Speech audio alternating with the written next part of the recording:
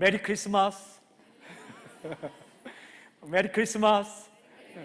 네, 따뜻하고 정말 가슴 뭉클한 2014년 크리스마스가 되기를 바랍니다.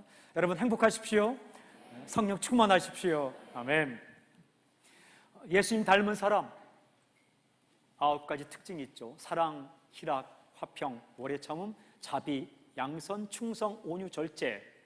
오늘의 주제는 화평, peace, 화평입니다. 우리말 성경에 보면은 평화, 평안, 화평, 평강 이 4가지 표현으로 나오는데요, 다 같은 말입니다. 우리가 평화라고 할 때는, 또 화평이라고 할 때는 2가지 차원이 있어요. 첫 번째는 개개인의 마음의 평안을 가리킵니다. 근심하지 않고 두려워하지 않고 마음이 깨어지거나 부서지지 않고 누리는 그 평안함, 그것을 가리켜 말하죠. 2번째는 좋은 관계를 가리킵니다.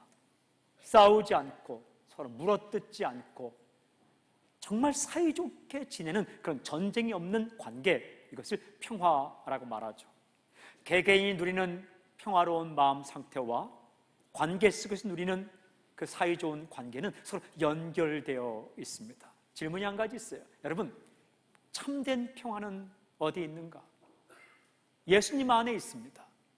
진정한 평화는 주님 안에 있습니다. 이사야 9장 6절에 보니까 이렇게 말씀하고 있어요. 그는 평강의 왕이라 할 것이니라. 예수님은 평강의 왕이라 부를 것이다. Prince of Peace, 평화의 왕자, 평강의 왕이라 부를 것이다. 에베소 2장 14절에 보니까 그는 우리의 화평이신지라.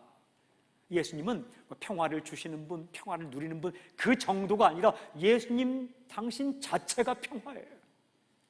예수님이 평화 자체, 진정한 평화는 예수님 안에 있습니다. 그러므로 여러분, 예수님을 만나야 진짜 평화를 누릴 수가 있는 겁니다. 참된 평화는 세상으로부터 오지 않고 하나님으로부터 오게 되는 거죠. 그 예수님께서 우리에게 중요한 한 가지 약속을 하셨어요. 요한복음 14장 27절에 평안을 너희에게 끼치노니, 저는 이 말씀, 이 초반부만 읽어도 마음에 감동이 돼요. 평안을 너희에게 끼치노니 곧 나의 평안을 너희에게 주노라. 내가 너희에게 주는 것은 세상이 주는 것과 같지 아니하니라. 너희는 마음에 근심하지도 말고 두려워하지도 말라. 아멘. 주님께서 말씀하셨어요. 나의 평안을 너희에게 주노라. 내 평안, my peace, I give you. 내 평안을 너희에게 주겠다. 사랑하는 여러분, 평화이신 예수님, 그리고 평강의 왕이신 예수님, 그 예수님께서 오늘 메시지가 선포될 때에 여러분 가슴 가운데, 관계 가운데 하늘로부터 평화를 내려주시고 부어주시길 주의 이름을 선포합니다. 아멘. 어떤 평안이요? 나의 평안, 예수님의 평안. 오늘 성경 말씀하세요. 내가 주는 평안은 세상이 주는 것 같지 않다. 세상이 주는 평안의 특징은 뭘까요? 조건이 좋을 때 오는 평안이에요. 예수님의 평안의 특징은 뭘까요? 조건이 좋지 않더라도 주시는 평안이에요. 혹시 여러분 가운데 무슨 내 마음에 평화가 있겠어? 이렇게 어려운데 무슨 그 사람과 내 사이, 나 사이에 평화가 있겠어?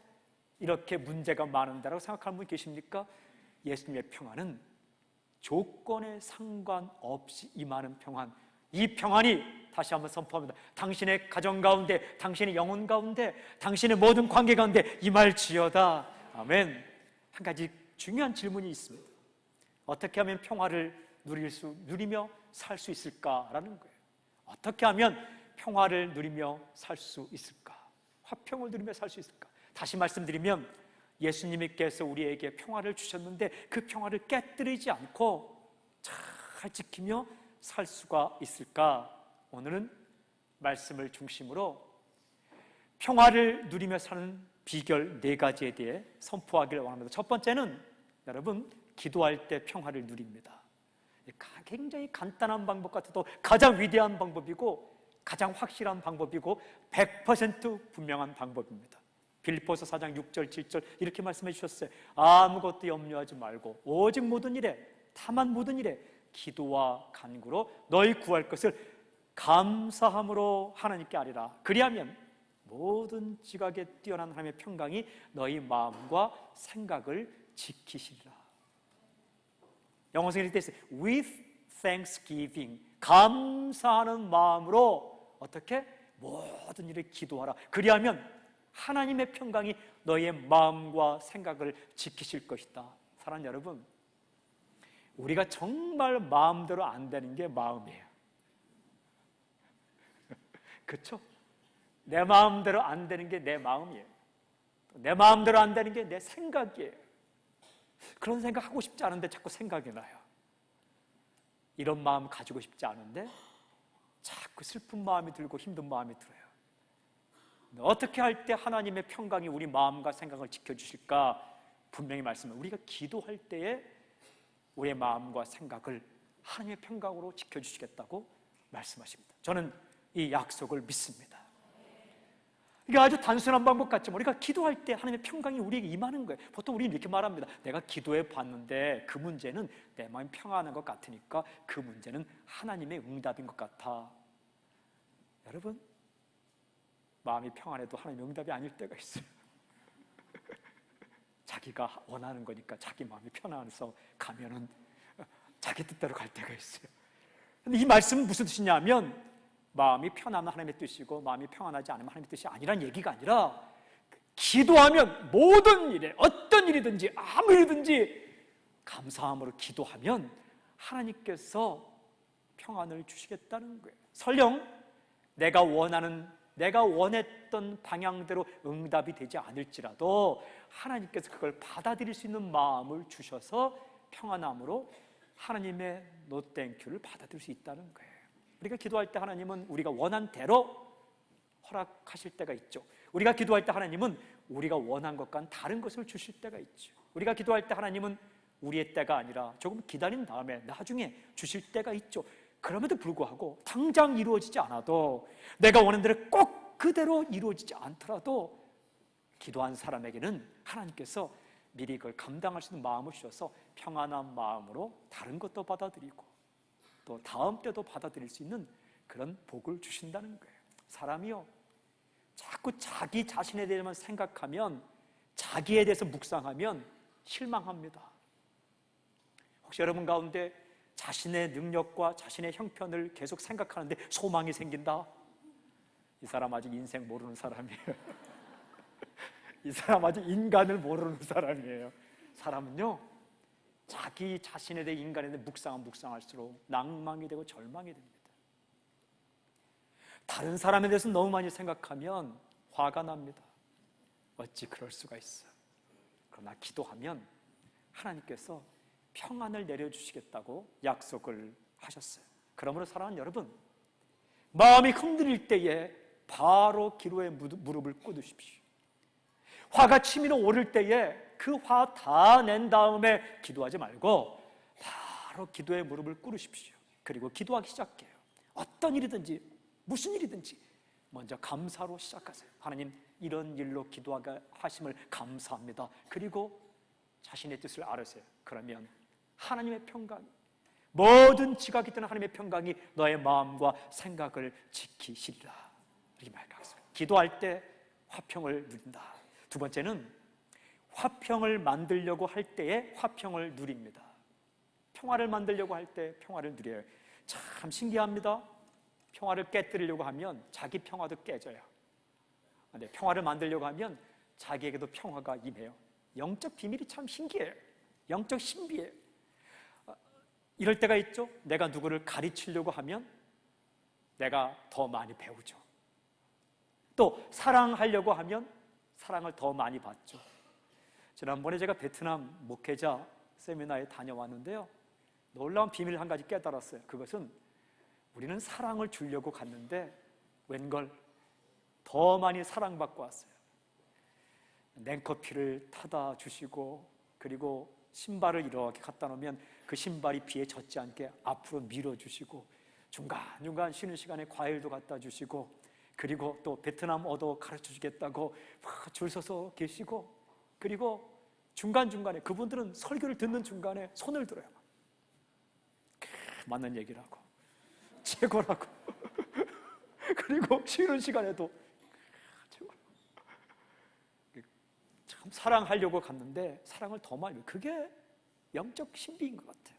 여러분, 전도하려고 마음 먹고 전도하면 신기하게 그 사람이 예수님을 아는 것보다 더 전도하는 사람이 예수님을 더 알게 돼요. 전도하다가 누군가가 예수님에 대해 욕을 하고 안 좋은 얘기하면 그 예수님은 그런 분이 아니라고 말하면서 예수님과 더 친밀하게 되는 거죠. 평화도 마찬가지예요. 평화를 만들려고 하고 평화를 심으려고 할 때에 자기 마음 가운데 화평이 임하는 영적 신비가 있어요. 근데 사람이 살면서 정말 힘든 건 뭐냐 하면 싸우려고 하는 사람과 함께 사는 게 힘들대요. 시편 120편 7절에 나는 화평을 원할지라도 내가 말할 때에 그들은 싸우려 하는도다. 나는 화평을 원할지라도 내가 말할 때에 그들은 싸우려 하는도다. 시비를 걸 준비가 되어 있는 사람들, 싸우려고 하는 사람들, 요즘 인터넷상에 가면 그런 사람들이 참 많이 활동하고 있죠. 그때 어떻게 할 것인가? 그럼 평화를 포기할 것인가? 아니에요. 마태복음 5장 9절에 주님 말씀하셨어요. 화평케 하는 자는 복이 있나니 그들이 하나님의 아들이라 일컬음을 받을 것이다. Peacemakers, 평화를 만들려고 하는 사람들이 진짜 하나님의 아들이다. 하나님의 아들이 누구예요? 예수님이시죠. 이 사람들이 예수님 닮은 사람이다. 끊임없이 평화를 만들고 싸우려고 달려드는 사람들을 향해서도 평화를 만들고 화평케 하는 자, 그에게 하나님께서 화평을 주시죠. 이 성경을 읽어보면 예수님께서 전도하는 사람을 파송할 때는 꼭 중요한 말씀을 하세요. 마태복음 10장, 누가복음 10장에 있는데 마태복음 10장에 보면 예수님이 12제자를 전도대로 파송하면서 이런 말씀하세요. 내가 너희들을 보니까 이리 가운데 양떼를 보내는 것과 같구나. 세상은 이리와 같은데 순진한 너희 양떼를 보내는 것 같구나. 그렇지만 너희도 이리가 되지 말고 양으로 늘 남아있으면서 뱀처럼 지혜롭고 비둘기처럼 순전하라. 이리 같은 세상이 일이 된다고 못 이겨요. 순진한 양으로 남아있어야 이기는데 지혜와 순결, 돈주머니 많이 차지 말라. 돈 갖고 전도하는 거 아니다. 두 벌 옷을 가지지 말라. 다 먹여주고 입혀줄 것이다. 그런 말씀을 쭉 하세요. 그리고 이 말씀을 하시는데 마태복음 10장 12절에 또 그 집에 들어가면서 평안하기를 빌라. 어떤 집에 들어가면 먼저 해야 할 일이 있는데 집구석이 그렇게 말하지 말고 평안하기를 선포하라. 이게 첫 번째 해야 할 일이라는 거예요. 사람 처음 만날 때도 이런 일, 이 일, 어느 집에 들어갈 때 이 일, 어느 도시에 갈 때도 이 일, 평안하기를 먼저 선포하라. 무슨 뜻입니까? 평화를 위해 일하라는 거예요. 이런 말씀하셨어요. 그 다음에 그 집이 이에 합당하면 너희 빈 평안이 거기 임할 것이요 만일 합당하지 아니하면 그 평안이 너희에게 돌아올 것이니라. 정말 미치지 않는 장사가 평안하기를 축복하는 거예요. 평안하기를 축복하면 그 집에 임할 것인데 만약 그들이 나 그거 안 받아 하면 누구에게 돌아온다고요? 자기에게 돌아온다. 오늘 예배 마치고 집에 들어가실 때도 손을 들고 평안할지어다 선포하고 들어가라는 거예요. 들어가자마자 아니 신발을 여기 그렇게 말하지 말라는 거예요. 새벽기도 마치고 집에 들어갈 때에도 누군가 식구들이 자고 있으면 아니 지금까지 잠을 그러지 말고 평안할지어다. 어떤 집을 가도 어떤 도시를 가도 어떤 사람 만나도 평안할지어다. 평안하기를 바랍니다. 평화를 누리기를 바랍니다. 원수를 만날지라도 평안하기를 바랍니다. 이렇게 선포하는 거예요. 그 선포가 만약 그에게 합당치 아니하면 자기에게 돌아온다는 거예요. 한번 연습해 볼까요? 옆 사람 보지 말고 그냥 평안하기를 지어다 시작. 샬롬, 샬롬, 평안할지어다. 그렇게 선포를 하라는 거예요. 사랑하는 여러분, 이런 마음을 가지고 살아가는 사람이 매일매일 누구를 만나든 어느 곳에 가든 어떤 장소에 가든 이런 평화를 선포하며 사는 사람이 대통령이 되었다. 그는 평화를 위해 일하지 않겠습니까? 늘 평화를 빌어주고 평화를 누군가가 누리기를 원하는 사람으로 하던 사람이 여러분 리더가 된다면 그는 평화를 위해 일하지 않을까요? 매일매일 만나는 사람 일상생활 속에서 만나는 사람들 가슴 가운데 평화를 누리며 살기를 원하는 그런 주님의 마음을 가진 살던 사람이 정치 리더가 된다면 평화를 위해서 일하지 않겠습니까? 그런 마음으로 주님께 살아가라고 우리에게 말씀하셨어요. 오늘 말씀 가운데 방법 가운데 세 번째 방법이 아주 중요한 방법인데, 바른 길을 갈 때에 화평을 누립니다. 사랑하는 여러분, 잘못된 길을 갈 때는 평화가 없어요. 올바른 길을 갈 때에 화평을 누리게 돼요. 시편 85편에 이런 노래가 있더라고요. 인애와 진리가 같이 만나고, 그리고 이런 기절이 있어요. 시편 85편 10절에 의와 화평이 서로 입맞추었으며, 의, righteousness, 화평, peace가 서로 키스했다는 거예요. 누가 키스합니까? 친한 사람끼리 키스하지 않습니까? 의, righteousness와 화평, peace가 서로 키스한다. 이게 무슨 뜻입니까? 의와 화평은 딱 붙어 있다는 말씀입니다. 함께 간다는 말씀이에요. 올바른 길을 가지 않고 평화 없고, 여러분, 바른 길을 갈 때 평화를 누릴 수 있다는 거예요. 잘못된 길을 가면 평화가 깨지는 거예요. 그러나 하나님 보실 때 바른 길을 가야 평화를 누릴 수 있는 거죠. 그래서 하나님은 우리에게 바른 길을 갈 수 있게끔 세 가지 안전장치를 주셨어요. 첫째는 성령님입니다. 성령님께서 우리에게 바른 생각을 주세요. 로마서에 이런 말씀이 있습니다. 8장 6절에 육신의 생각은 사망이요 영의 생각은 생명과 평안이니라. The mind controlled by the Spirit, 성령님에 의해서 컨트롤되는 마음은 is life and peace, 생명이고 평안이니라. 옛날 생각 따라가면 그건 죽음이다, 사망이다, 죽는 거예요, 깨지는 거예요, 부서지는 거예요, 이지러지는 거예요. 내 마음도 깨지고 다른 사람 마음도 깨지는 거예요. 어떻게 살면? 옛날 방식으로 살면. 우리 이런 말 쓸 때가 있어요. 옛날 같았으면. 여러분, 그러면 안 됩니다. 내가 옛날 같았으면 뭐 어쩌란 얘기예요. 그러면 안 됩니다. 성령님에 의해서 변화돼야 돼요. 제가 언젠가 어떤 분을 만났는데 한 새벽 3시까지 그분 연구실에서 이야기할 때가 있었어요. 굉장히 평소에 점잖으신데 이야기가 좀 안 풀리다 보니까 갑자기 내가 옛날 같았으면, 당신 내 후배야, 내가 이렇게 두지 않아 하는데, 그러면 안 되는 거예요. 옛날 같으면 안 되는 거예요. 여러분, 옛날에 나의 sinful nature, 죄된 본성을 따라 사는 게 아니라 날마다 성령님의 주시는 생각을 따라가야 거기 의가 있고 평안이 있고 생명이 있는 겁니다. 성령 충만하기를 주님을 선포합니다. 두 번째는 어떻게 바른 길을 보여줄까? 말씀을 통해서 바른 길을 알려주십니다. 시편에 이런 말씀이 있습니다. 시편 119편 165절, 주의 법을 사랑하는 자에게는 큰 평안이 있다. Great peace, 큰 평안은 주님의 법을 사랑하는 자에게 있다. 올바른 길을 갈 때에, 말씀을 따라 살아갈 때에 평안함이 있다. 여러분, 교통신호등 무시하면 교통사고 납니다. 가서는 안 될 길, 또한 가야 할 길을 분명히 알려주는 교통신호등 지켜야 안전합니다. 영적 교통신호등이 말씀이에요. 이 말씀 지켜야 인생에 사고 안 납니다. 내 멋대로 살면 금 가고 산산조각 나고 박살납니다.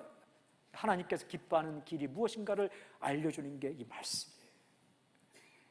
어느 정도 하나님께서 우리에게 말씀대로 사는 사람에게 복을 내리시는가? 잠언 16장 7절에 보면 사람의 행위가 여호와를 기쁘시게 하면 그 사람의 원수라도 그와 더불어 화목하게 하시느니라. 만약 사람이 하나님 보시기에 기쁜 길, 바른 길을 가면 그 사람의 원수와까지라도 화목하게 만들어준다.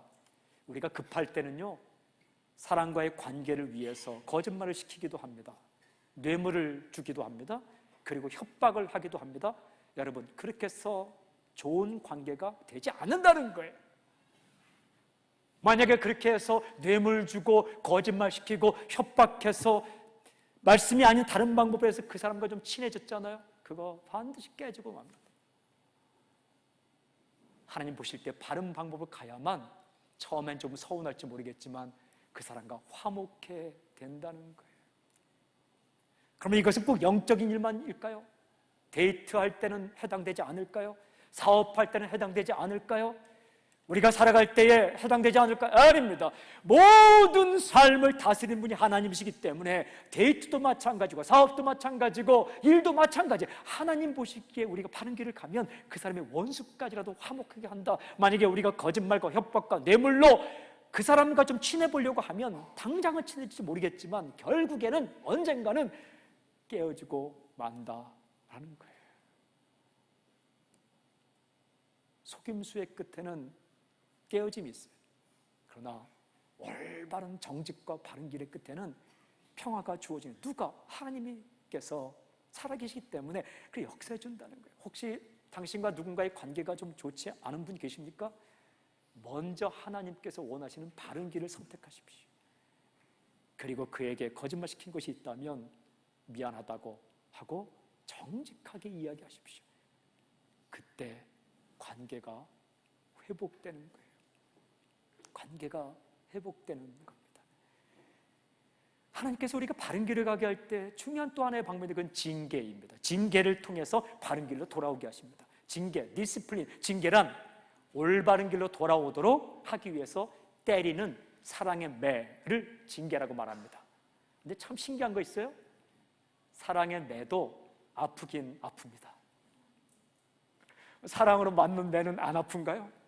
아픕니다. 우리 어르신 가운데 혹시 어릴 때에 그 엄마나 아빠한테, 어머니나 아버지 앞에 그 방 빗자루를 맞아본 분 계세요? 방을 쓰는 빗자루 있잖아요. 꼭 그걸 거꾸로 들면 여기 이제 아픈 부분이 그 아프죠. 안 아프게 맞는 방법은 도망치든지 붙들든지 둘 중에 하나예요. 도망치면 다음에 더 맞아요. 그러니까 꽉 붙드는 거죠. 그런데 사랑의 매도 아프긴 아파요. 근데 하나님께서 우리가 곁길로 갈 때, 다른 길로 갈 때 돌아올 수 있게끔 징계하신다는 거예요. 히브리서 12장 11절에 무릇 징계가 당시에는 즐거워 보이지 않고 슬퍼 보이나 후에 그로 말미암아 연단받은 자들은 의와 평강의 열매를 맺는지라. 말씀이 정말 정확해요. 징계는 받을 때는 슬퍼 보이고 힘들어 보인다.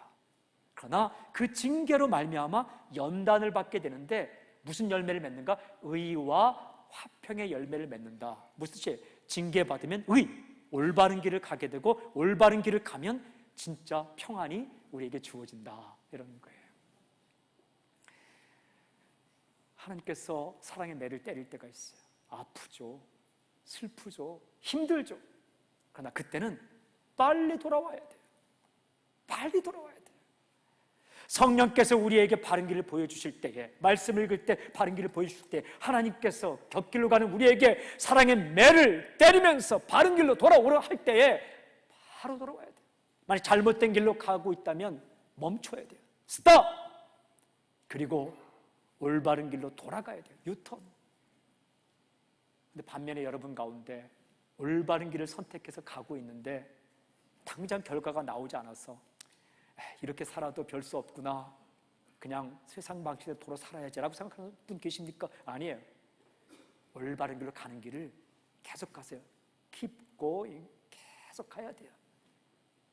참 어리석을 때가 언제냐면 한 발짝만 더 그 길로, 올바른 길로 가면 하나님이 준비하신, 예비하신 그 선물과 은혜가 있는데 그 한 발짝 앞에서 돌아서면 안 되잖아요. 올바른 길을 선택했다면 계속 가는 거예요. 하나님은 우리에게 성령을 통해서, 그리고 말씀을 통해서, 징계를 통해서 바른 길, 왜냐하면 바른 길의 끝자락에 진짜 평화가 있기 때문에. 크게 네 번째, 어떻게 화평을 누리게 하시는가? 주님을 굳게 신뢰할 때 화평을 누립니다.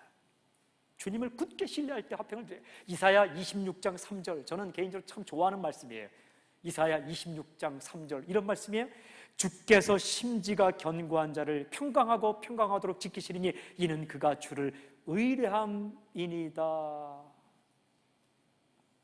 심지가 견고한, 심지는 뭐예요? 마음이에요. 마음. 심지가 견고한 자를 평강의 평강, 영어 성경에는 in perfect peace라고 되어 있어요. 완벽한 평안으로 이끌어준다. 왜? 하나님을 신뢰하기 때문에. 어떤 사람? 심지가 견고한 사람. 무슨 뜻입니까? 사람이요, 믿음이 깨어지면 평화가 깨져요. 예를 들어 봅시다. 오늘 이 자리에 다 우리 앉아 계시죠? 어떤 믿음이 있기 때문에 평안이 앉아 있을까요? 지붕은 무너지지 않는다는 믿음이 있기 때문에 평안이 앉아 있는 거예요. 여러분 가운데 어떤 사람이 지붕이 무너지면 어떡하지? 불안해서 어떻게 앉아 있어요? 다른 사람 차를 타고 갈 때 어떤 믿음이 있기 때문에 평안이 앉아 있습니까? 이 운전수는 사고 내지 않는다라는 믿음이 있을 때 평안이 앉아 있는 거예요. 근데 때때로 이런 신뢰가 무너질 때가 있어요. 사고가 나기도 하고. 그러나 주님은 달라요. 예수님은 절대 실수하지 않아요. 예수님은 절대로 여러분 실패하지 않아요. 주님에 대한 확실한 신뢰가 있을 때 우리 마음 가운데 평화가 온다는 거예요. 주님에 대한 무한 신뢰, 주님에 대한 무한 신뢰. 제가 그래서 주님을 신뢰하는 마음으로 쭉 한번 써봤어요. 제가 이렇게 고백해봤어요. 주님은 나를 사랑하십니다. 나의 인생을 인도하고 계십니다. 주님께서 나에게 주시는 것은 가장 좋은 것입니다. 나에게 딱 맞는 곳입니다. 줄자로 재어서 맞춤 옷을 해주듯이 나에게 딱 맞는 것을 주셨습니다. 나는 주님의 마음을 신뢰합니다. 나는 주님의 판단을 신뢰합니다. 주님은 실수하지 않으십니다. 주님은 나를 골탕 먹이지 않으십니다. 주님은 내가 나를 사랑하는 것보다 나를 더 사랑하십니다. 주님은 내가 나를 아는 것보다 더 잘 아십니다. 주님은 내가 나를 생각하는 것보다 나를 더 생각하십니다. 주님은 나를 버리지 않을 것입니다. 모른 척하지 않을 것입니다. 지금도 나를 사랑하시며 내 곁에 계십니다. 그 누구도 주님을 이길 수가 없습니다. 그분이 내 주님이십니다. 당신이 내 주님이십니다. 이렇게 여기다 써봤어요. 그래서 놀랍고 신기한 것은요, 하늘로부터 하나님께서 평안이 쭉 임하더라고요. 정말로 실수가 없으신 주님, 내가 나를 생각하는 것보다 나를 더 생각하신 주님. 우리 이럴 때 있잖아요. 막 자기 인생에 대해 생각하다가 아이고 이제 생각 안 하겠다, 그럴 때 있잖아요. 자기가 자기 인생에 대해 생각하고 계획하는 거 때려치울 때가 있잖아요. 그러나 주님은 그때도 당신의 인생을 생각하시는 거예요. 자기가 미울 때도 있잖아요. 그러나 그때도 주님은 당신을 사랑하는 거예요. 내가 나를 사랑하는 것보다 더 사랑하시고 더 생각하시고 더 준비하시고, 그 주님에 대한 무한 신뢰가 있을 때, 심지가 견고할 때 우리에게 평안을 주신다. 사랑하는 여러분, 절대로 흔들리지 마세요. 절대로 겁먹지 마세요. 절대로 의심하지 마세요. 예수님은 지금도 당신 곁에 계십니다. 그리고 끝까지 붙들어 주실 것입니다. 가장 좋은 것으로 당신에게 허락해 주실 것입니다. 사랑하는 여러분, 평화이신 주님, 그리고 하늘의 그 평화가 오늘 저는 당신의 마음 가운데, 그리고 당신의 가정 가운데, 어떻게 할 때? 기도할 때, 어떻게 할 때? 다른 사람의 평화를 위해서 축복하며 애쓸 때, 어떻게 할 때? 올바른 길을 갈 때, 어떻게 할 때? 주님을 굳게 믿을 때에 당신의 가슴 가운데, 가정 가운데, 이 땅 가운데, 또한 전쟁과 기근과 어려움으로 고난받는 그 땅 가운데 흘러넘치기를 주님을 선포합니다. 선포합니다. 선포합니다. 샬롬, 평안할지어다.